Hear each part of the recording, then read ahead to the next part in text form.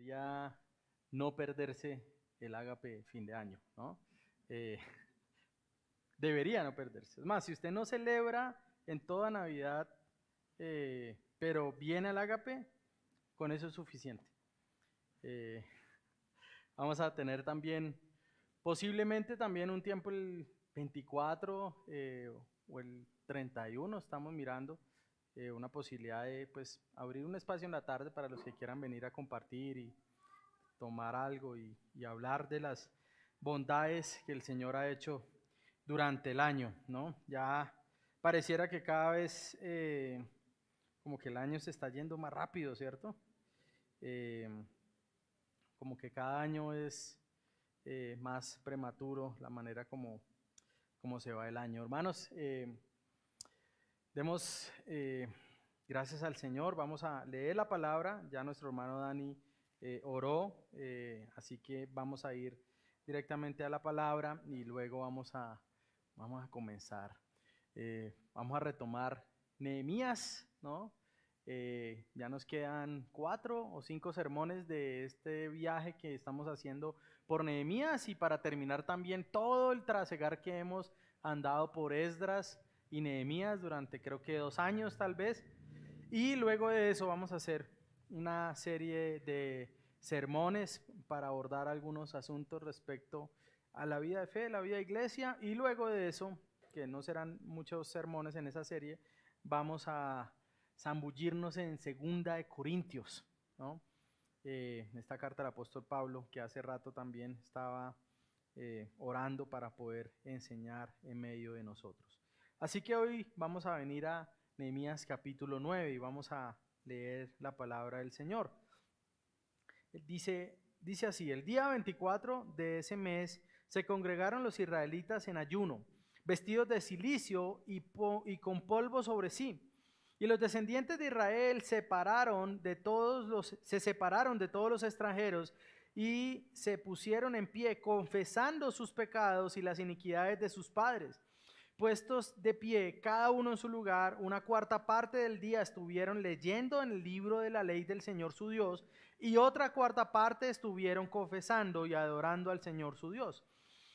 Y sobre el estrado de los levitas se levantaron Jesúa, Bani, Cadmiel, Sebanías, Buni, Serebías, Bani y Kenani, y clamaron en alta voz al Señor su Dios. Entonces los levitas, Jesúas, Cadmiel, Bani, Asabnías, Serebías, Odías, Sebanías y Petaías, dijeron: levántense, bendigan al Señor su Dios por siempre y para siempre. Sea bendito tu glorioso nombre y exaltado sobre toda bendición y alabanza.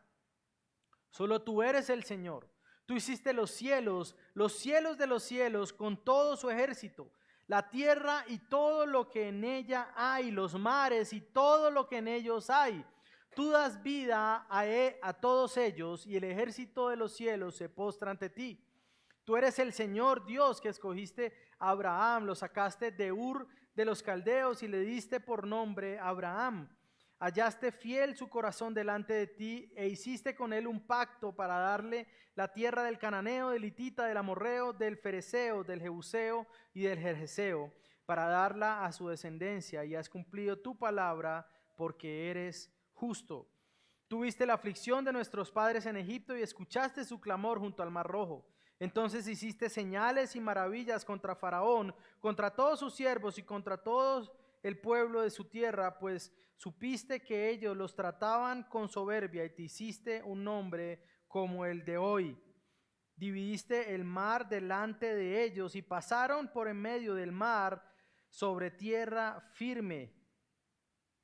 Y echaste en los abismos a sus perseguidores, como a una piedra en aguas turbulentas. Con columna de nube los guiaste de día y con columna de fuego de noche para alumbrarles el camino en que debían andar. Luego bajaste sobre el monte Sinaí y desde el cielo hablaste con ellos. Les diste ordenanzas justas y leyes verdaderas, estatutos y mandamientos buenos. Les hiciste conocer tu santo día de reposo y les entregaste mandamientos, estatutos y la ley por medio de tu siervo Moisés. Les proviste pan del cielo para su hambre, les sacaste agua de la peña para su sed, y les dijiste que entraran a poseer la tierra que tú habías jurado darles. Pero ellos, nuestros padres, obraron con soberbia. Fueron tercos y no escucharon tus mandamientos. Rehusaron escuchar y no se acordaron de las maravillas que hiciste entre ellos. Fueron tercos y eligieron un jefe para volver a su esclavitud en Egipto. Pero tú eres un Dios de perdón, clemente y compasivo, lento para la ira y abundante en misericordia, y no los abandonaste. Ni siquiera cuando hicieron un becerro de metal fundido y dijeron, este es tu Dios que te sacó de Egipto, y cometieron grandes blasfemias. En tu gran compasión, tú no los abandonaste en el desierto. La columna de nube no los dejó de día, ni para guiarlos en el camino, ni la columna de fuego de noche para alumbrarles el camino por donde debían andar. Y diste tu buen espíritu para instruirlos. No retiraste tu maná de su boca y les diste agua para su sed. Por 40 años proveíste para ellos en el desierto y nada les faltó. Sus vestidos no se desgastaron, ni se hincharon sus pies. También les diste reinos y pueblos y se los repartiste con sus límites. Tomaron posesión de la tierra de Sejón, rey de Hesbón, y la tierra de Og, rey de Basán.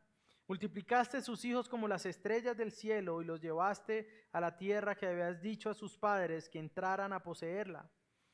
Así que entraron los hijos y poseyeron la tierra, y tú sometiste delante de ellos a los habitantes de la tierra, a los cananeos, y los entregaste en su mano con sus reyes y los pueblos de la tierra para hacer con ellos como quisieran. Capturaron ciudades fortificadas y una tierra fértil. Tomaron posesión de casas llenas de toda cosa buena, cisternas excavadas, viñas y olivares, y árboles frutales en abundancia. Comieron, se saciaron, engordaron y se deleitaron con tu gran bondad. Pero fueron desobedientes y se rebelaron contra ti. Echaron tu ley a sus espaldas, mataron a tus profetas que los amonestaban para que se volvieran a ti, y cometieron grandes blasfemias. Entonces los entregaste en mano de sus enemigos que los oprimieron, pero en el tiempo de su angustia clamaron a ti.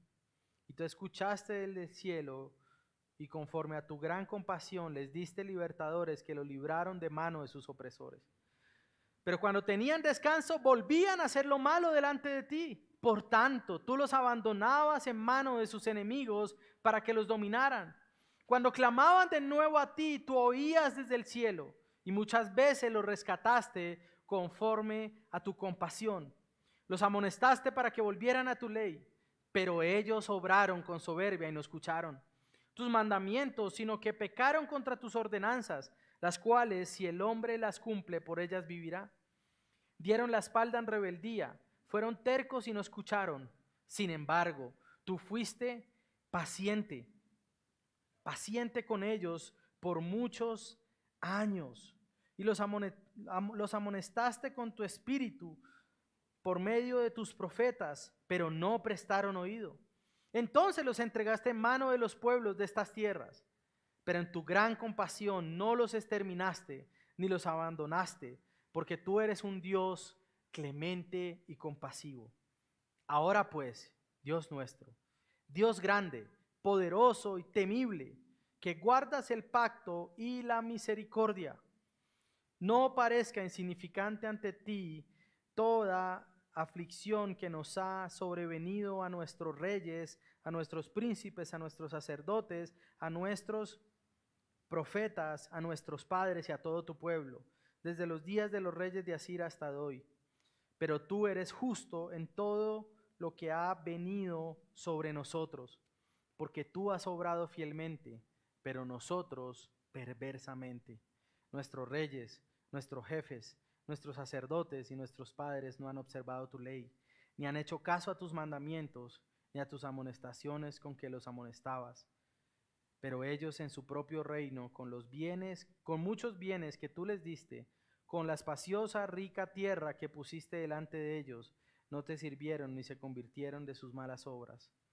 Por tanto, hoy somos esclavos, y en cuanto a la tierra que diste a nuestros padres para comer de sus frutos y de sus bienes, ahora somos esclavos en ella. Y su abundante fruto es para los reyes que tú pusiste sobre nosotros a causa de nuestros pecados, los cuales dominan nuestros cuerpos y nuestros ganados como les place, y en gran angustia estamos.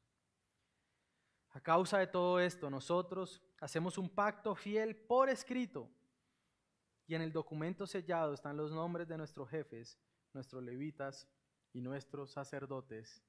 Amén. Amén. ¿Cuántas veces, hermanos, si usted es creyente, durante su vida cristiana, ha examinado seriamente su relación con el Señor? Y ahora que estamos a un mes y medio de que el año acabe, la gente empieza a examinarse, ¿no? Algunos hacen metas, propósitos, etc. ¿Cuántas veces usted se ha detenido y ha examinado su relación con Dios? ¿Cuántas veces usted ha examinado la manera como usted se dirige a Dios en oración? ¿Cuántas veces ha pensado en las obras de Dios en su vida y en la manera como usted ha respondido? Ahora, tal vez algunos que nos visitan hoy ni siquiera se identifiquen como creyentes o como cristianos. Y tal vez hacer ese tipo de preguntas ni siquiera es algo que pase por su mente.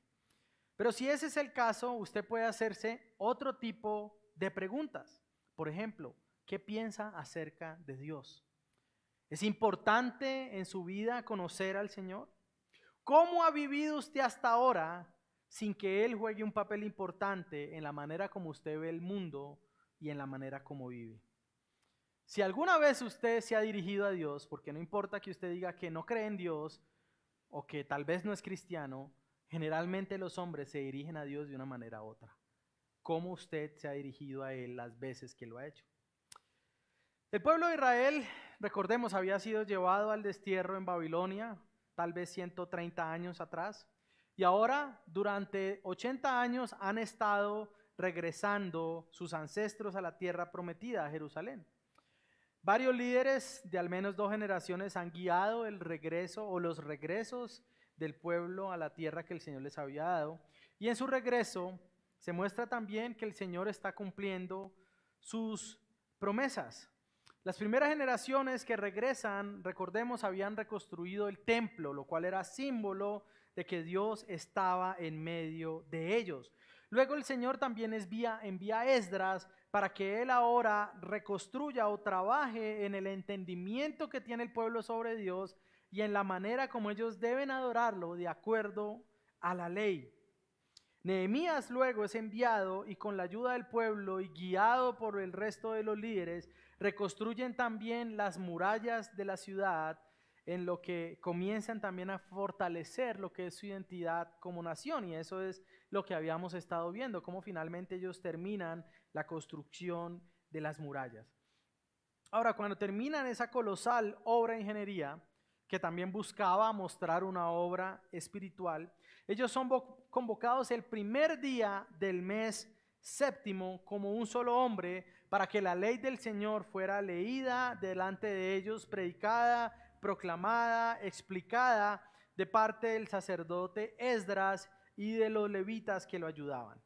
Ahora, si recordamos, y ahora Dani estuvo leyendo el capítulo 8, la primera reacción que tuvo el pueblo fue una reacción de quebranto, de lamento, de afligirse a causa de su pecado. Eso lo podemos ver en el versículo 9 del capítulo 8. Y es que, hermanos, ¿cómo es posible no ser llevado al lamento cuando conocen o cuando vienen a ser instruidos en siglos de historia de su pueblo, donde se muestra la gran perversión y necedad de sus ancestros? Y cómo a pesar de esa perversión, Dios se mantuvo fiel y misericordioso. ¿Cómo no ser llevado al quebranto cuando nosotros nos damos cuenta quién es Dios a pesar de lo que nosotros somos? Pero en medio del quebranto, Esdras y Nehemías lo que les había dicho era: es tiempo primero de celebrar. Primero celebremos que esta relación con el Señor se está restaurando, que nosotros estamos conociendo al Señor. Él es su gozo y Él es su fortaleza.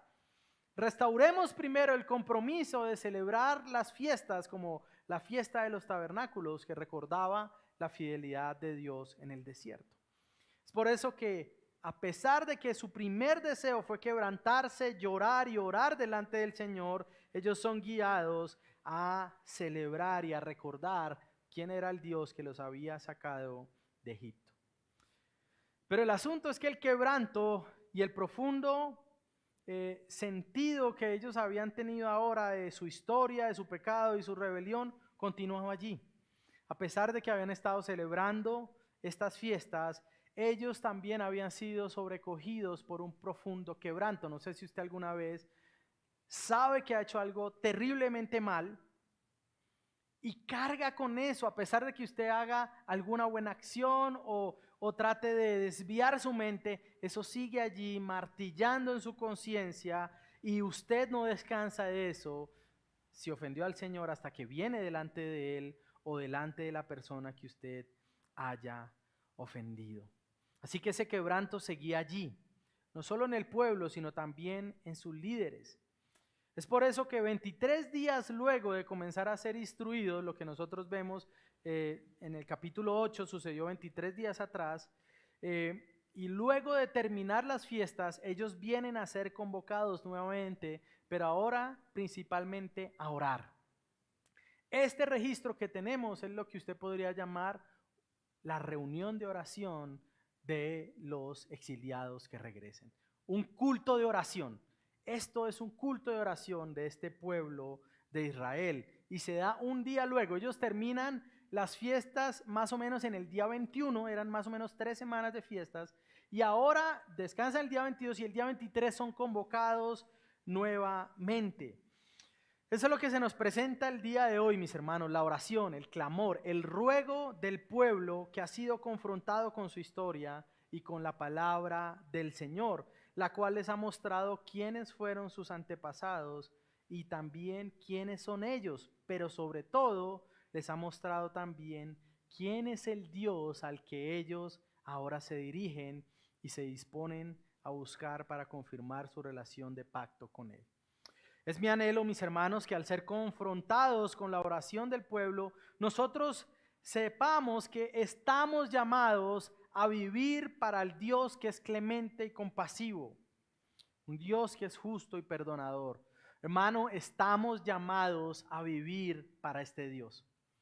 No estamos llamados a pensar en Él ocasionalmente. No estamos llamados a darle a Dios lo que nos sobra de nuestra vida o de nuestros pensamientos. Estamos llamados a vivir para el Señor, que es justo y perdonador. He titulado mi mensaje Confesión y Adoración de un pueblo quebrantado. Y quiero hablar de 4 secciones que veo en este texto. En primer lugar, versos 1 al 4, reunidos para confesar y adorar como un pueblo quebrantado. En segundo lugar, versos 5 hasta el 37 es la confesión y adoración de un pueblo quebrantado. Y en tercer lugar, verso 38, el compromiso y la sumisión de un pueblo quebrantado. Los primeros 4 versos entonces nos muestran esta reunión que hace el pueblo con 2 propósitos: confesar y adorar al Señor. Ahora recordemos nuevamente, ellos habían escuchado la palabra de Dios, habían escuchado al sacerdote Esdras abrir la ley de Dios y habían pasado varias horas leyendo a lo largo del Antiguo Testamento. Entonces ahora ellos son traídos y retoman esa actitud de lamento y de arrepentimiento. Ahora, recordemos que era lo primero que había generado leer la ley de Dios, era quebranto, era lo primero que había generado en ellos. Ahora lo que vemos no es un cuadro de celebración, sino es un cuadro de reunirse a lamentarse. ¿Puede pensar en esto? Hoy la gente no quiere pensar en este tipo de cosas. Todos quieren aparentar ser felices, aparentar que todo está bien, que disfrutamos la vida. Pero este pueblo se está reuniendo básicamente a lamentarse, a llorar, a quebrantarse, porque saben que han estado ofendiendo al Señor. Y eso lo vemos en la actitud que ellos tienen. Ellos habían estado ayunando, estaban ahora vestidos de cilicio y habían puesto polvo sobre sí. Esa era la manera como un judío mostraba que estaba en luto o que estaba quebrantado o profundamente afligido por alguna dificultad. Lo único que no hicieron en esta ocasión era raparse las cabezas, que era algo que también ellos hacían. Mostraban y también a veces se arrancaban las barbas cuando estaban en esos momentos de profunda aflicción y de profunda tristeza. Pero no solo habían estado ahora en esa actitud de lamento, sino que también habían tomado decisiones. Nosotros vemos en los primeros versos que ellos se habían separado de los extranjeros. ¿Se acuerdan cómo terminó Esdras? Esdras termina con este llamado, esta reprensión, porque ellos se habían mezclado, habían empezado a tener matrimonios mixtos. Estos hombres, confrontados por la palabra del Señor, comienzan a tomar esas decisiones y vienen en esa actitud de lamento delante del Señor.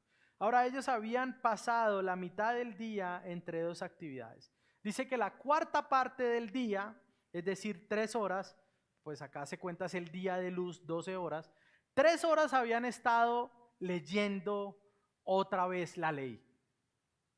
Espero que tal vez usted alguna vez pueda pasarse de tiempo. Yo creo que puedo contar tal vez con mis dedos cuando haya pasado de largo haciendo esto, pero ellos se reúnen 3 horas a leer nuevamente el libro de la ley del Señor, además de todo el tiempo que Esdras había enseñado y de lo que había pasado 3 semanas antes. La otra cuarta parte del día, es decir, otras 3 horas, ellos se habían reunido para confesar y adorar al Señor su Dios, es decir, habían tenido esta reunión durante 6 horas, ¿no? Nosotros tenemos un culto de 2 horas y media y a veces parece que es eterno. Ellos estuvieron 6 horas, las 3 primeras yendo a la palabra y las otras 3 respondiendo a la palabra en quebranto. Ahora, mis hermanos, es interesante venir a ver esto porque no es posible confesar los pecados y ser llevados a adorar si no venimos primero a conocer la ley del Señor. Ahora, las Escrituras no condenan de ninguna manera este tipo de reacciones. De hecho, nos muestran que es un tipo de reacción frente a ser confrontado con la palabra del Señor, ser quebrantado, llorar. También la Biblia nos habla de que a veces somos llevados al profundo gozo en el Señor. Es decir, las emociones en sí mismas no son pecaminosas.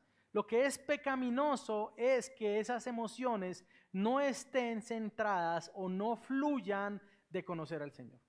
Es decir, tal vez hay alguien que viene al culto y en una iglesia, si hay una iglesia donde el pastor comienza a dar, entre comillas, profecía, ¿no? Y decir, a ti se te va a dar una herencia y a ti se te va a dar una casa. Y puede que haya gente que se quebrante porque su sueño sea tener una casa y él cree que eso es para él. Eso no es una emoción sana, ni bíblica, ni algo a lo que somos llamados, sino aquellas que proceden de conocer al Señor. Así que no podemos separar nuestra vida cristiana de este tipo de reacciones, pero debemos recordar dónde deben estar centradas. Mis hermanos, es el conocimiento del Señor lo que nos lleva y el conocimiento de su palabra lo que nos puede llevar de una manera genuina a reaccionar, ya sea con quebranto o ya sea con gozo delante del Señor. Es lo que conocemos del Señor lo que gobierna nuestra oración y el corazón con el que venimos delante de Dios. Ahora los levitas entonces vienen y se ponen de pie sobre el estrado donde se había proclamado la ley para guiar a buscar al Señor en aquel día. Ahora, mis hermanos, una de las primeras cosas que yo pensé cuando estaba leyendo el texto es que si examinamos nuestras oraciones a la luz de esta oración, definitivamente todos nosotros somos confrontados. ¿Cómo luce su oración frente a esta? ¿No? Muchas veces nosotros venimos a orar de manera que breve, rápida, para poder hacer un check en nuestra conciencia y creer que seguimos siendo cristianos, ¿no? Venimos a orar rápido. Y a veces venimos a orar sin venir también a leer la palabra del Señor. Mi hermano, no podemos venir a orar si no venimos primeramente también a leer la palabra del Señor. Porque podemos encontrarnos orando y diciendo un montón de cosas que tal vez ni siquiera estén honrando al Señor. Otra cosa que veo cuando examinamos esta oración es que tenía dos contenidos principales. Y no quiere decir que la oración solo tenga estas dos partes, pero en este caso la oración de ellos tenía dos componentes: confesión y adoración. Eso era lo que tenía la oración de estos hombres. Pero también se nos muestra la oración como el resultado de estar expuestos a la palabra del Señor. Mis hermanos, este pueblo se está reuniendo a orar como un pueblo quebrantado, como resultado de haber escuchado la predicación de la palabra del Señor. Y es precisamente eso lo que se refleja en el resto de su oración. Ahora, versículos 5 al 37 nos muestra el contenido detallado. Yo voy a bajar en algunas partes y voy a exponer el resto de manera general. El verso 5 al 37, que es mi segundo punto, muestra en qué consistía esa adoración y esa confesión de este pueblo que estaba quebrantado delante del Señor. Lo primero que vemos en el versículo 5 es que el llamado de los levitas es: bendigan al Señor su Dios por siempre y para siempre, ¿no? Podemos decir que sobre los versos 6 al 37 que es el desenvolvimiento de lo que es confesar y adorar, de la confesión que ellos hacen y la adoración. Pero también vemos en esta oración un recuento de la historia del pueblo de Israel. Mis hermanos, esta oración es una de las oraciones no solo más extensas, sino más hermosas y profundas que encontramos en el Antiguo Testamento y una de las más profundas que encontramos en toda la Biblia. Ahora, esta oración hace parte de una sección del libro que es el capítulo 9 y el capítulo 10. Recordemos, ellos reconstruyen las murallas, termina el capítulo 7, Esdras predica la ley de Dios, capítulo 8, y capítulo 9 y 10, el pueblo se acerca a Dios a hacer un pacto con Él. Al final voy a explicar en qué consiste esto, pero ellos se acercan a renovar ese compromiso de buscar al Señor. Y antiguamente cuando se hacían esos pactos, lo que se hacía primero era recordar por qué un rey mayor hace un pacto con un vasallo o con un rey menor. Y lo primero que vemos, por ejemplo, en Éxodo capítulo 20, cuando el Señor da la ley, es que Él dice: yo soy el Señor tu Dios que te saqué de la tierra de Egipto, por tanto, ¿no? Entonces la primera parte del pacto es la que dice por qué usted debe pactar con ese rey, por qué usted debe someterse a ese rey. Y eso es lo que vemos en el capítulo 9. ¿Cuáles son las razones para que este pueblo haga el pacto y se comprometa en la manera como se compromete en el capítulo 10? Así que si usted quiere pensarlo, esta oración es el reconocimiento de que ellos tenían que buscar al Señor. Ahora, ellos han venido entonces a reconocer en su oración su historia, quiénes eran ellos, pero también quién era el Señor.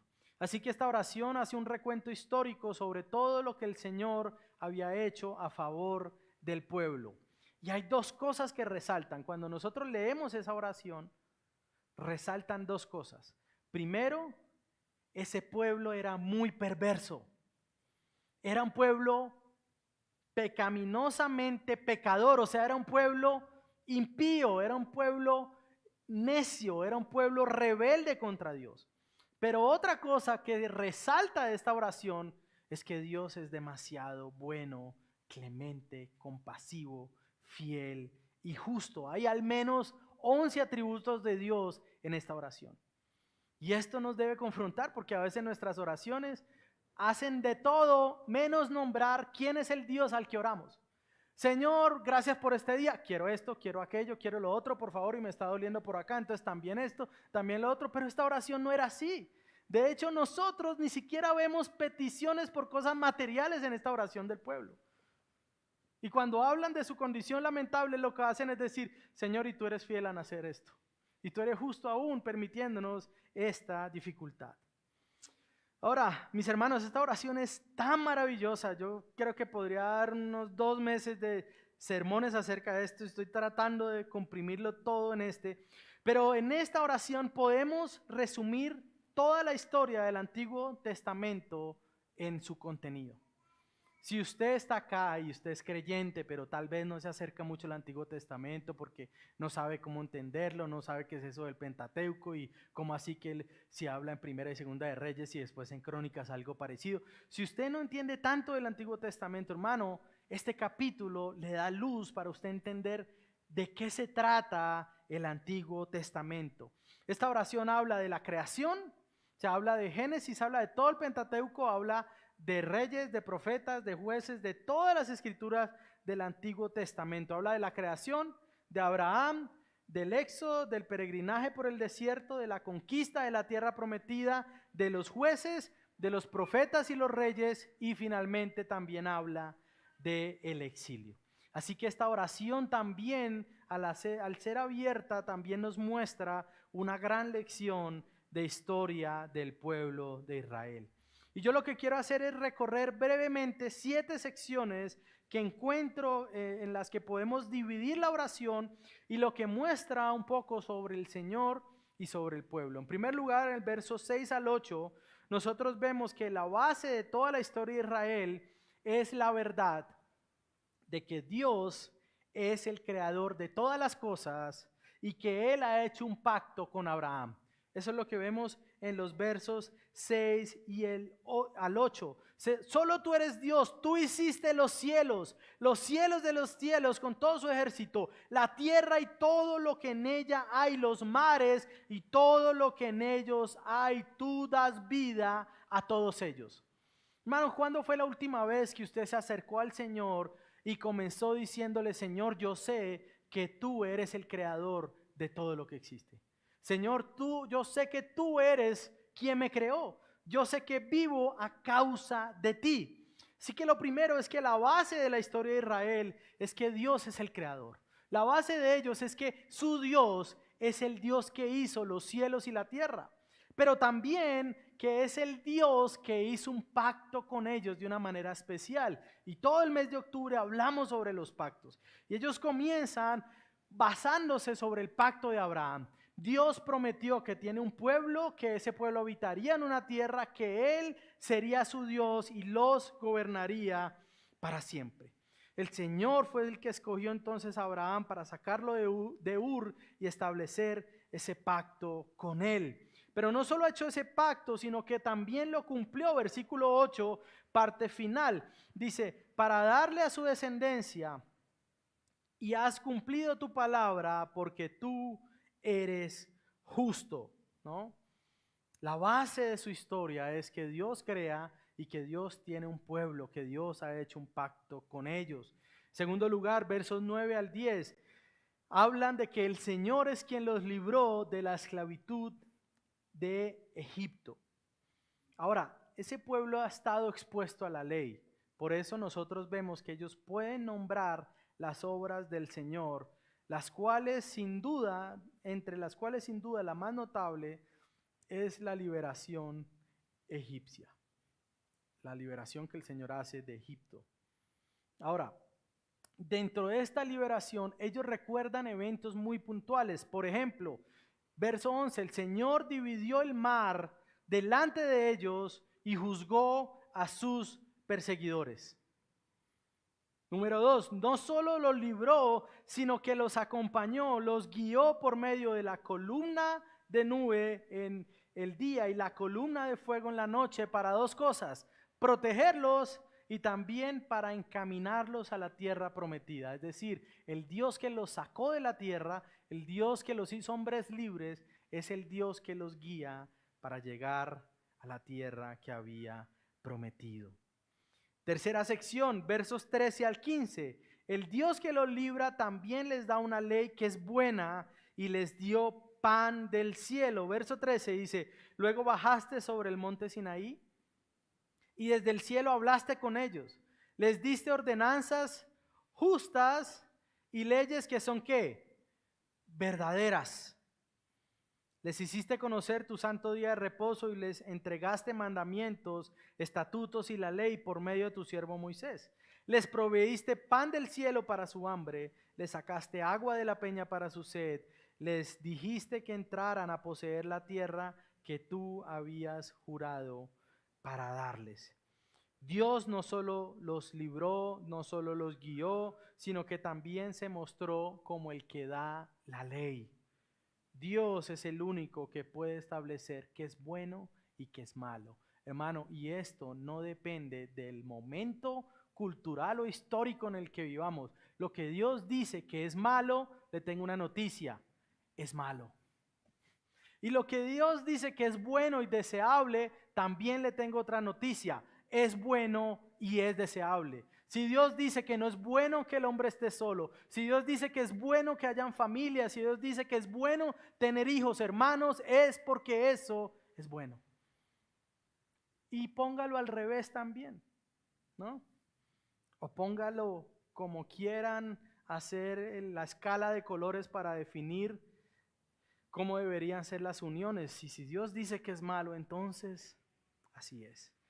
Pero el asunto también es que se describe esos estatutos y mandamientos como algo que es bueno. Mis hermanos, nosotros no debemos ver la ley del Señor. No debemos ver lo que Dios nos manda o lo que Dios nos prohíbe como algo malo. Y eso es algo lamentable porque a veces parece que los cristianos estuviéramos intentando acercarnos lo más que podamos a quebrar la ley de Dios, pero manteniéndonos como cristianos. Pastor, y sobre la libertad cristiana. ¿Y entonces puedo hacer esto? ¿Puedo hacer lo otro? Pues hermano, váyase y haga lo que quiera mejor, porque si vamos a estar buscando acercarnos lo más que podamos para seguir siendo cristiano, pues es mejor pasarme al otro lado y no estar afligido. La ley se nos da, hermanos, como algo bueno, como algo que es de bien para nuestras almas. Amén. Como que no es tan buena, ¿no? La ley es buena, hermanos, para nosotros. El pueblo del Señor debe ver su palabra y sus mandatos de esa manera. Pero también sobre esa ley se pone en evidencia o en relieve el día de reposo. El día de reposo había sido dado para diferenciar a Israel del resto. Se da a un pueblo que estaba acostumbrado a semanas, cuando vivieron en Egipto, semanas de 10 días sin descanso. No sé ni para qué dividían la semana los egipcios, porque nunca descansaban, ¿no? Bueno, al menos los esclavos nunca lo hacían. Así que Dios da esto para recordarles que ellos eran un pueblo diferente. Otra sección que vemos en el verso 16, que tal vez es una de las secciones que nos pueda describir a nosotros. Verso 16. Pero ellos, nuestros padres, obraron ¿con qué? Soberbia. ¿Fueron qué? Tercos y no escucharon tus mandamientos. Rehusaron escuchar y no se acordaron de las maravillas que hiciste entre ellos. Fueron tercos y eligieron un jefe para volver a su esclavitud en Egipto. Pero nuestros padres fueron perversos. Pero siempre ante la perversión de un hombre hay otro pero de Dios. Pero tú eres un Dios ¿de qué? De perdón. Eres un Dios clemente y compasivo, lento para la ira y abundante en misericordia, y no los abandonaste. Mis hermanos, ellos habían atravesado 40 años, más adelante dice, ni sus vestidos se gastaron, ni sus pies se hincharon de caminar. Y el Señor por 40 años los sostuvo, y a pesar de eso, cada que tenían oportunidad de hacerlo, ellos ¿qué hacían? Se rebelaban contra Dios. Ay, Señor, gracias por el maná, pero en Egipto había carne. Ya el Señor envía las codornices. Ah, Señor, no, pero es que hay mucho calor, no hay agua. Agua de la peña, ¿no? Ah, Señor, ¿no? Un pueblo perverso, pero un Dios compasivo y clemente. El verso 18 al 21, hermanos, es uno de los versos y habla sobre un episodio en Éxodo 32 que para mí es uno de los episodios donde muestra más la grandeza y la bondad de Dios, el becerro de oro. Moisés, 40 días en lo alto del Sinaí recibiendo la ley. Y estos hombres perversos, ¿qué hicieron? Reunamos el oro que tengamos y hagamos, y como le dijo Aarón a Moisés, ¿recuerdan? Yo puse el oro ahí y salió un becerro, ¿no? Y entonces ellos dijeron, se postraron y dijeron, este es el que te sacó de la tierra de Egipto. ¿Pueden pensar eso, hermanos? La perversión detrás de estos hombres después de ver la fidelidad de Dios. El asunto, mis hermanos, es que si se pudiera ver lo idólatras que nosotros somos, tal vez ninguno podría entrar a esa puerta por la grandeza del becerro que cada uno tiene. Somos hombres idólatras y perversos también. Esto no es solo la historia de Israel, esta es también nuestra historia. Muchas veces, hermanos, aún a pesar del pecado y el alejamiento, el Señor sigue mostrando su gracia y nos sostiene. Algunas personas creen que tener provisión es un símbolo del favor de Dios. Sí, a veces sí. Cuando usted lo usa bien, cuando usted lo consigue sabiamente, es reflejo de que la sabiduría que Dios da, usted ha recibido gracia y Dios le da eso.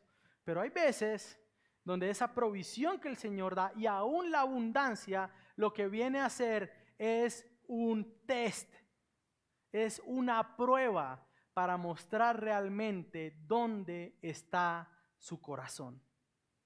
Y eso es lo que pasó muchas veces con el pueblo de Israel.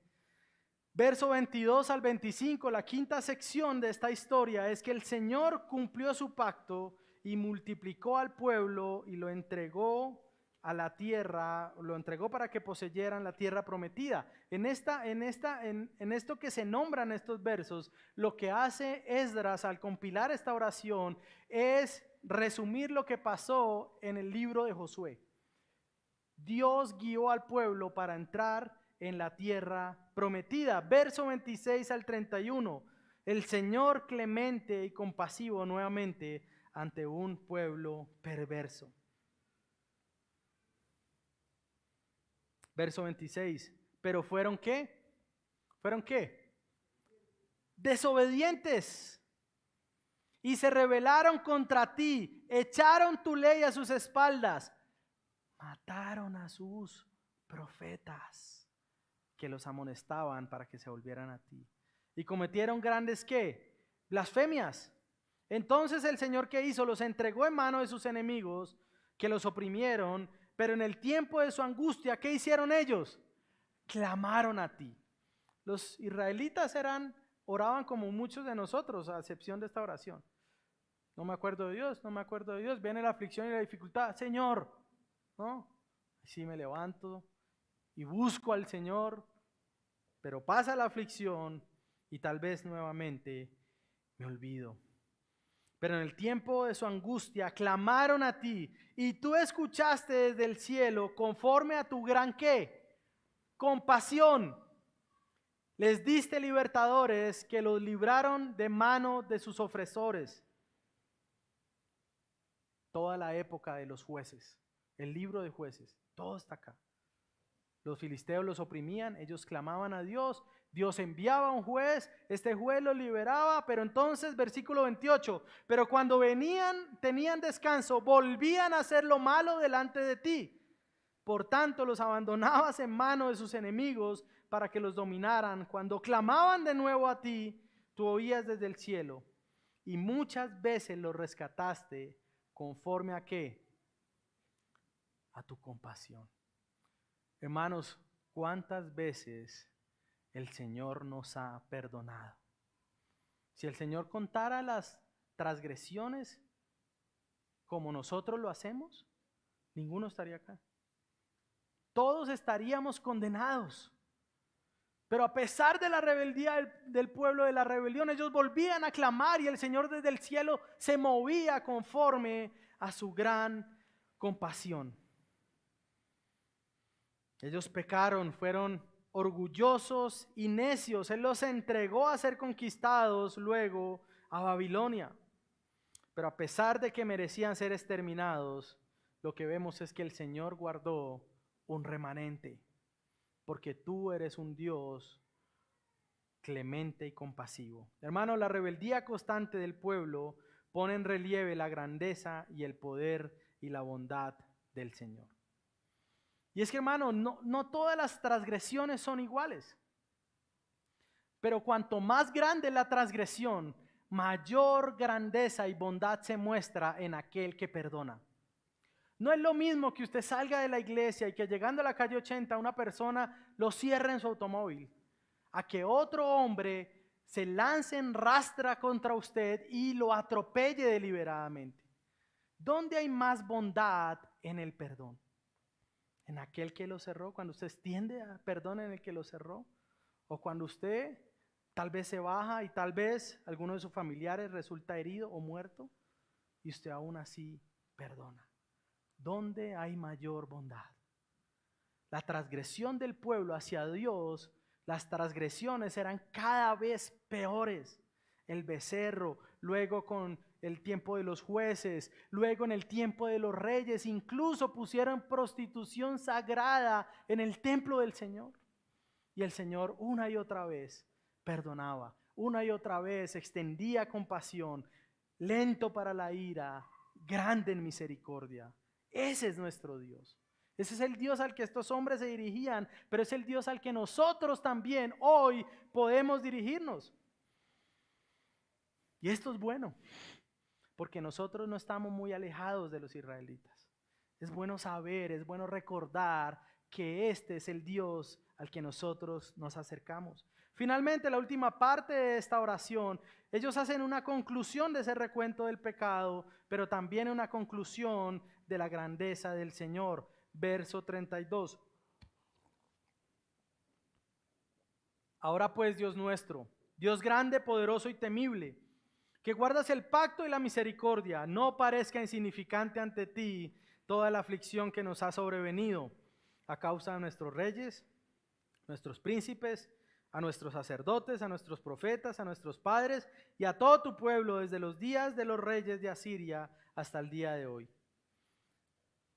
¿Qué hacemos? ¿Qué es lo primero que hacemos cuando estamos pasando un tiempo difícil?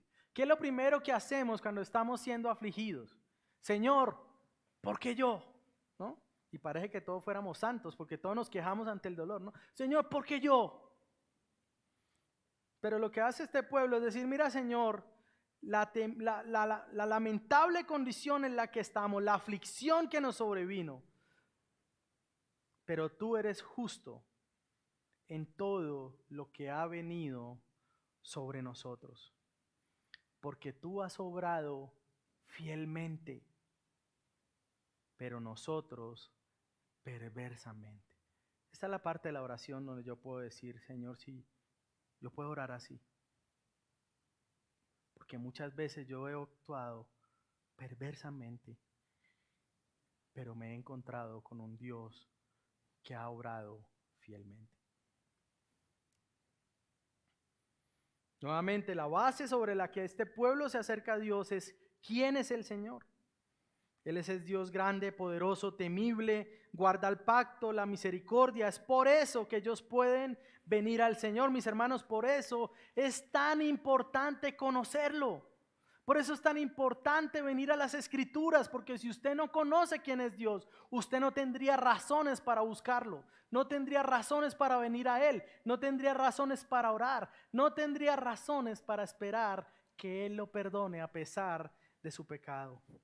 Mis hermanos, y es triste porque muchas veces la causa principal por la que dejamos de orar es el pecado. Creemos que por nuestro pecado no podemos ni debemos venir a Dios. No, es que, pastor, usted no sabe lo grave que hice. Y llevo un mes sin orar porque es que lo que hice fue muy malo. Sí, hermanos, yo tal vez pueda alcanzar a imaginar, pero lo que sí sé con claridad es que el Dios al que nosotros nos acercamos es un Dios clemente y compasivo. Así que usted no solo puede orar cuando peca, sino que debe orar al Señor. Pero venir a orar no con una actitud, Señor, es que, ¿quién se hubiera resistido? ¿No? Señor, no hay bueno ni uno, ¿no? Estos hombres lo que hacen en la oración no es desplegar un listado de excusas. Señor, es que las cananeas, Señor, es que mira, Baal era tan atractivo para adorarlo y parecía tan bueno. Señor, es que esto, Señor, es que lo otro. No, ellos no vienen en esa actitud a orar, tampoco vienen a decirle, Señor, como algunos tal vez hemos orado alguna vez, Señor, si en algo te he ofendido, ¿no?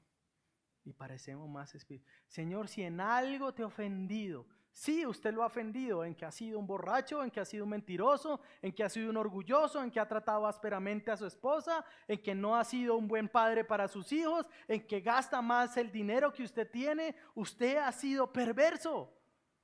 Hemos sido perversos. Y la actitud del pueblo al acercarse a Dios no es tapar su iniquidad, sino es revelarla, destaparla, decirle, mira Señor, esto es lo que somos, pero tú eres un Dios fiel. Es lo que sabemos, mirando el pecado de nuestros padres, nos vemos a nosotros y podemos decir, pero tú eres clemente, pero tú eres misericordioso, pero tú eres justo aún cuando me has afligido con las consecuencias de mi pecado. Hermano, Dios perdona, gloria a Dios por eso. Pero nuestros pecados traen consecuencias. Él es un Dios perdonador, pero no es un Dios alcahuete con lo que nosotros hacemos. A veces las consecuencias de nuestro pecado nos van a alcanzar. La buena noticia es que Dios nos perdona. Y aun cuando esas consecuencias nos alcancen, podemos venir a Él y atravesarlas. Sí, van a doler, sí, van a ser difíciles, sí, van a ser incómodas, pero aún a pesar de eso podemos atravesar con la convicción de que el Señor nos perdona y nos ofrece vida eterna en Cristo. Y que se venga la consecuencia, que venga. Hace algunos años, recuerdo que estaba viendo un documental acerca de este hombre Garavito, el perverso criminal, ¿no? Y estaba diciendo que era cristiano y que ahora iba a sacar un jardín de niños cuando saliera. Yo no sé si salió o no salió, pero el asunto es que yo dije, un cristiano no puede pensar de esa manera. Un cristiano lo que debería pensar en esa situación es, si a mí lo que me protege y me guarda a ese pecado con el que luché y al que me entregué es estar acá encerrado, gloria a Dios si me dan perpetuo. Solo déjenme una reunión para predicar con supervisión que tenga que tener, pero déjenme predicar acá en la cárcel y ya. Mis hermanos, solo cuando tenemos un mayor sentido de nuestro propio pecado es que podemos ser conscientes de la grandeza de la gracia del Señor. Nosotros podemos hablar de gracia, gracia, gracia, pero si no comenzamos con lo pecaminosos que somos y con lo grave de nuestro pecado, la gracia no se ve brillante. Piensa en la mujer del frasco de perfume, Lucas capítulo 7. Vino esta mujer y lo que hizo al ver a Jesús fue ¿qué? Tirarse a sus pies, empezar a enjuagar, derramó ese perfume y empezó a enjuagar, a besar los pies del Señor. Y este fariseo dice, si fuera profeta, no se dejaría hacer eso. ¿Qué responde el Señor? Mira, yo llegué a tu casa y no lavaste mis pies. Esta no ha dejado enjuagarlos con sus lágrimas. Yo llegué a tu casa y no me ofreciste nada y ella no ha parado de perfumarme mis pies. Y le cuenta una historia y le dice, pone el ejemplo de dos personas a las que se perdonó. A uno le perdonó creo que 500 talentos y otro 50. Y dice, ¿cuál amaría más al que lo perdonó? El fariseo dice, sí, el que se le perdonó más. Bien has dicho, porque el que mucho se le perdona, mucho ama. Mis hermanos, yo no sé ustedes, pero a mí el Señor me ha perdonado mucho. Y aún conociéndolo, y aún sirviéndolo, tengo que seguir buscando de su gracia. Porque aún mi corazón lucha con el pecado remanente.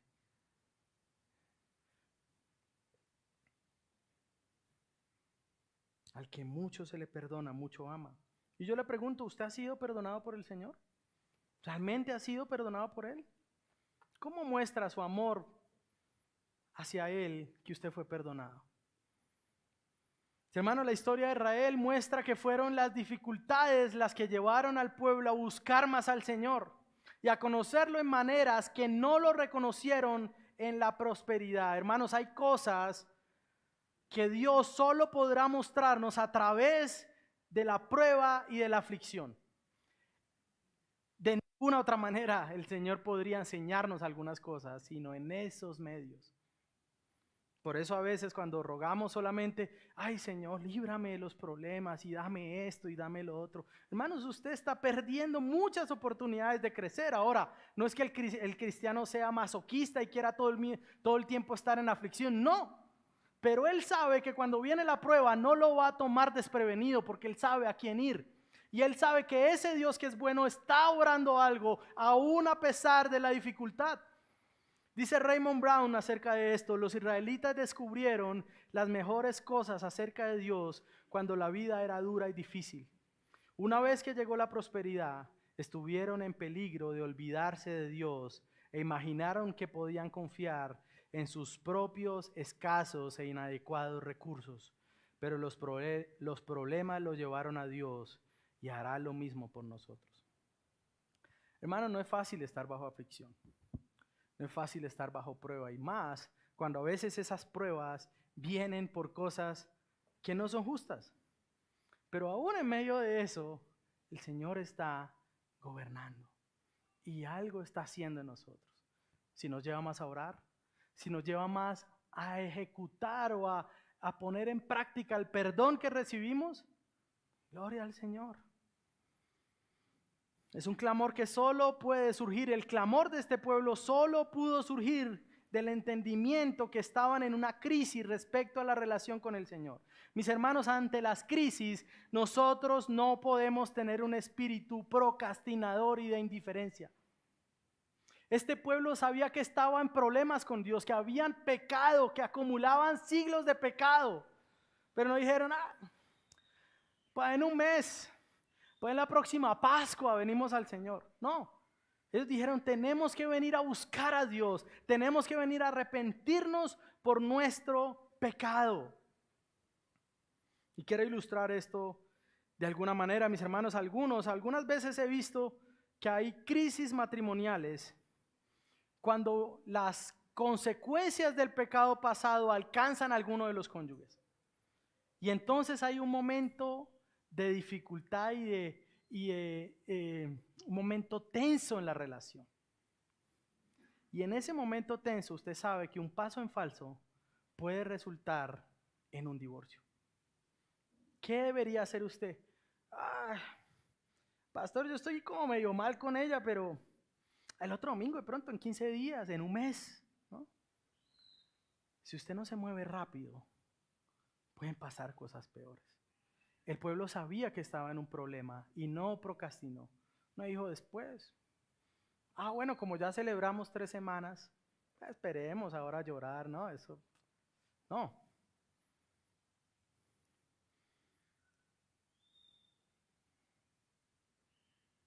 Imaginemos entonces a Israel como esa novia del Señor en esta crisis, diciendo, yo quiero que este matrimonio funcione y no funciona porque la culpa es toda mía. Por favor, perdóname.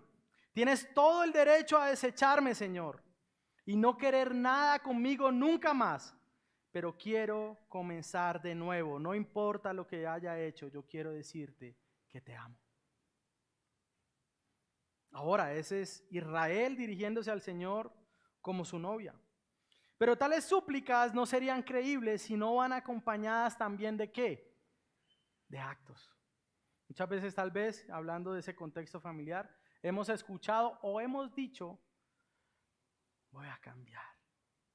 Amor, no voy a ser tan perezoso, no voy a ser tan pasivo en esto, voy a tratarte mejor.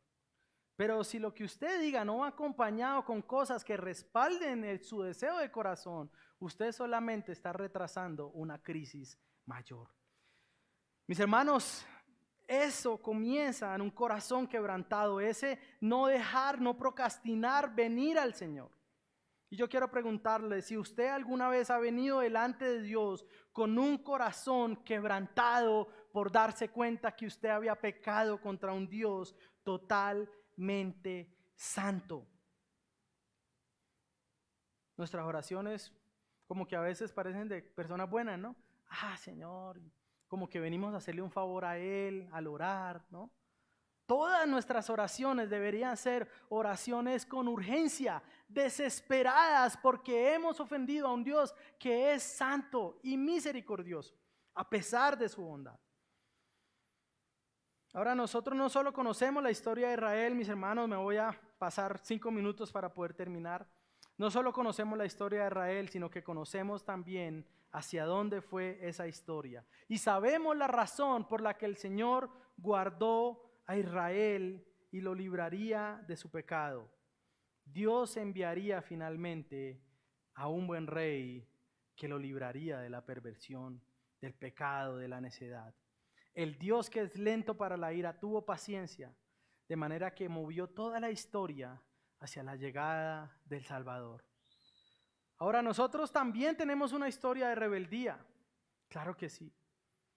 En esa historia no solo vemos que éramos un poco rebeldes. Lo que nos dice la Escritura es que en nuestra historia nosotros estábamos muertos en nuestros delitos y pecados, pero que en medio de esa muerte Dios envió a su Hijo, a aquel que revela al Dios bondadoso que es el Señor. Pero al igual que el pueblo, nosotros también somos llamados a rendirnos ante el Señor. Y este es mi último punto, verso 38. A causa de todo esto, nosotros hacemos un pacto fiel por escrito. Y en el documento sellado están los nombres de nuestros jefes, nuestros levitas y nuestros sacerdotes. Esta última parte, hermanos, es la conclusión de la oración y responde a la pregunta, ¿qué debo hacer entonces? Usted tal vez ha escuchado, sí, pastor, es verdad, yo soy pecador, sí, pastor, yo soy perverso, yo hice esto, yo hice lo otro, ¿y ahora qué hago? Estos hombres que han reconocido su pecado vienen ahora a hacer este pacto por escrito con el Señor. Ahora, la palabra usada acá para referirse a ese pacto es diferente a la palabra que se usa cuando el Señor hace un pacto con Abraham. La palabra que se usa para hablar del pacto de Dios con los hombres es berit. La que se usa acá es una palabra que se llama amana, que significa un acto de fidelidad o obediencia. Nosotros la tenemos traducida como pacto, pero realmente como un compromiso de parte del pueblo a buscar al Señor y a obedecerlo. Si bien el pueblo no puede pactar con Dios como Él lo hace con nosotros, sí es llamado a guardar las promesas que le hacemos al Señor. Ese pueblo se compromete con el Señor, con buscar guardar la ley, y hacen este solemne compromiso y lo ponen por escrito y lo sellan y lo firman. Esto es algo que la historia también ha mostrado que la iglesia ha continuado haciendo como una práctica, y es poner por escrito esos compromisos delante del Señor de manera corporativa como pueblo.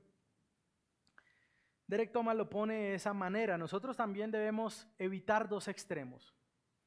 Evitar el extremo de la gracia que no demanda nada, o evitar el extremo de la obediencia que cree que va a ganar algo. Y Derek Thomas lo pone en estos términos. La respuesta sentida, los actos de devota consagración al Señor eran respuestas a la gracia de Dios. Siguen un patrón distintivo de la lógica del Evangelio. La obediencia se ofrece como agradecimiento a la gracia recibida, nunca al revés. Yo obedezco porque agradezco la gracia que recibí. Nada es más importante que apreciar esto. Haz eso mal y todo saldrá mal. No nos atrevamos a confundir la prioridad de la gracia en la promesa de la obediencia o sembramos semillas de legalismo. Si yo creo que mi obediencia va a ganar algo, entonces estoy cayendo en la terrible trampa del legalismo. Pero igualmente, dice Tomás, no nos atrevemos a enfatizar tanto la belleza de la gracia que ignoramos la necesidad de la gratitud. Gratitud expresada en obediencia voluntaria y devota del corazón para vivir sin reservas para el Señor. De los estanques de gracia recibidos sale el eco de un corazón dispuesto. Cierro mi cita. Este pueblo había sido expuesto a la palabra del Señor y cuando es confrontado es llevado al arrepentimiento. Hermanos, nosotros aún tenemos más razones que ellos para agradecer al Señor. No solo por la historia del pueblo de Israel, sino por todo aquello a lo que apuntaba esa historia. Cristo es aquel en el cual los actos descritos del Antiguo Testamento son cumplidos. Él es la razón por la cual todo fue creado. Él es la razón por la cual Dios hace un pacto con Abraham. Él es la razón por la cual se da la ley del Sinaí, para que Israel y nosotros supiéramos que necesitamos que alguien nos rescate del pecado. Es Jesús quien nos conduce al ingreso de una mejor tierra. Él es el que construye las moradas para los suyos, hermanos. Es Cristo la razón por la cual no destruyó al pueblo. Si el Señor hubiera raído a Israel de la tierra, su pacto no se hubiera cumplido, Cristo no hubiera nacido y nosotros no tendríamos salvación. Él es la razón por la que Dios guardó un remanente para no ser destruido de Nabucodonosor. Es la razón por la cual la simiente de David se mantuvo en el templo y fue preservada aún durante 4 siglos hasta que llegara el Señor. Cristo es el que da sentido a la historia de Israel, pero también es el que debe dar sentido a nuestra propia historia. Él es el que hace visible las palabras de Timoteo, de Pablo a Timoteo. Segunda de Timoteo capítulo 2, verso 13. Si somos infieles, ¿el qué? Permanece fiel porque no puede negarse a sí mismo. Mis hermanos, nosotros debemos venir al Señor, pero no debemos venir de cualquier manera. Y yo creo que nosotros tenemos que arrepentirnos, como dijo algún teólogo, de nuestro arrepentimiento. Tenemos que arrepentirnos porque muchas veces en nuestra vida se refugia en la gracia, pero al mismo tiempo la usa como excusa para no obedecer, para no querer servir al Señor, para no querer entregar nuestra vida y dar pasos más allá en lo que puedo hacer para el avance del reino de Dios. Estos últimos 2 días estuve en un retiro de pastores y estuvieron hermanos de algunos que estuvieron predicando acá, de Ibagué, del eje cafetero y algunos de Bogotá. Y una de nuestra oración durante ese tiempo fue: necesitamos más obreros para la mies. No gente que diga: ay, pastor, me sobran 2 horitas a la semana, ¿qué hay que hacer? No, sí, eso, gloria a Dios por eso, y bendito el Señor, y eso es bueno. Pero ¿hace cuánto? Piense usted, ¿cuándo fue la última vez que vio a uno de los cercanos dejándolo todo para irse a servir al Señor? Eso no debería ser algo extraño para nosotros. El asunto es que a veces estamos demasiado aferrados a nosotros que nunca contemplamos ese tipo de cosas como una posibilidad. Señor, heme aquí, envíalo a Él, ¿no? Alguien más lo hará, Señor. Necesitamos gente en La Guajira viviendo, sí, Señor, oro por eso, que lo haga. Pon por eso en el corazón de que se ve que podría hacerlo, está soltero. No, hermano, ¿y qué hay de nosotros? Todos la esquivamos, ¿no? Ahí somos un poco nío, ¿no? Cuando el Señor demanda de nosotros, queremos escapar. Señor, yo te quiero servir, quiero amarte, pero manténme en la zona donde yo estoy. Ahí te sirvo bien, Señor. Evitémonos problemas, evitémonos dificultades, Señor. Hermano, lo último que quiero decirle es que si el Señor no abandonó a ese pueblo rebelde, Él tampoco nos abandonará a nosotros. ¿Somos un pueblo rebelde? Sí. ¿Somos un pueblo necio? Sí. Lo siento, hermanos, y si van a ser recibidos la otra semana como miembros, tienen una semana más para pensarlo. ¿Somos un pueblo que aún lucha con el remanente de pecado? Sí. ¿Tenemos un pastor que no ha sido glorificado? Sí. ¿Vamos a tener más pastores que seguramente tampoco han sido glorificados? Sí. Pero lo que también sabemos es que estamos aferrados con todas las fuerzas de nuestro corazón al Dios que nos perdonó, al Dios que es clemente y que es justo. Si Él no abandonó a estos perversos que hicieron el becerro de oro, no lo abandonará usted que hace de su trabajo un becerro, pero sí lo llama a que triture ese becerro y lo deje correr por las aguas y no volverlo a traer. Él nos perdona, no nos abandonará. Hermanos, hoy somos llamados a abrazar la gracia de Dios y a llevar vidas agradecidas. Todos tal vez no tendremos el mismo llamado, ¿no? Pero el problema es cuando usted recibe un llamado de parte de Dios y usted se niega. O cuando usted ni siquiera contempla vivir para el Señor de una forma un poco mayor a lo que está haciendo. Ahora la pregunta es, ¿está viviendo usted para ese Dios? ¿Muestra su manera de acercarse a Dios que lo reconoce como compasivo y perdonador? ¿O vienes a Él como si estuvieras añadiéndole algo? Ahora, hermanos, hoy es día de venir al Dios que es clemente y perdonador. Si usted está acá, si usted no ha conocido al Señor, o si usted está buscando volver al Señor, hoy es el día para volver al Dios que es clemente y perdonador. Hoy es día también nosotros, iglesia, día de arrepentirnos si hemos estado en un letargo espiritual o hemos estado lejanos del Señor. En la vida cristiana a veces pasamos por esos momentos, que pasan los años y como que ser cristiano se vuelve parte de una rutina. Voy a la iglesia, hago algo, tomo café, me voy, otra semana disimulando que soy cristiano, después vuelvo el domingo otra vez. Tenemos que salir de eso, hermanos. Tenemos que salir de eso. Porque el Señor no nos llama a llevar vidas cristianas mediocres. Si usted está acá, usted debe saber que usted está llamado a entregarle su vida al Señor. Si usted está acá y escucha sermones, pero usted quiere seguir viviendo para usted, hoy es día de que usted se arrepienta. Hoy es día de que venga y diga, necesito al Señor. Hoy es día de arrepentirnos y salir de ese letargo espiritual, si es que alguno lo está padeciendo acá. Yo lo he padecido y lo he padecido siendo pastor. Hay días donde uno no quiere venir. Lo lamento, bórrenlo, editen o algo. Hay días donde es difícil. Sin embargo, para mí y para el que ama al Señor, no hay nada fuera de Él. El mundo no tiene nada que ofrecerme. ¿A dónde más iré si solo tú tienes palabras de vida eterna, Señor? No hay nada más para nosotros, hermanos. Y al mismo tiempo, esto es todo lo que podríamos desear. O amarlo a Él, desearlo a Él, servirle a Él. Hermanos, que el Señor nos ayude a perseverar.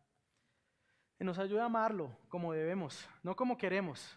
Que nos ayude a amar a Dios como Él debe ser amado. Hermanos, iglesia, oremos por esto. Esta es una de las razones por las cuales anhelo volver a tener o establecer un culto de oración. Porque aun cuando las oraciones son frías, ponerle una pantalla a la mitad lo hace más difícil todavía. Que el Señor nos ayude, hermanos, a perseverar, a buscarlo y amarlo. Padre, yo te doy las gracias por este día, por tu palabra siendo predicada, Señor. Ayúdanos, Señor, por favor, porque somos débiles, Señor. Ayúdanos porque no te amamos como deberíamos amarte, Señor. Ayúdanos porque amamos más las cosas de este mundo de lo que te amamos a ti, Señor.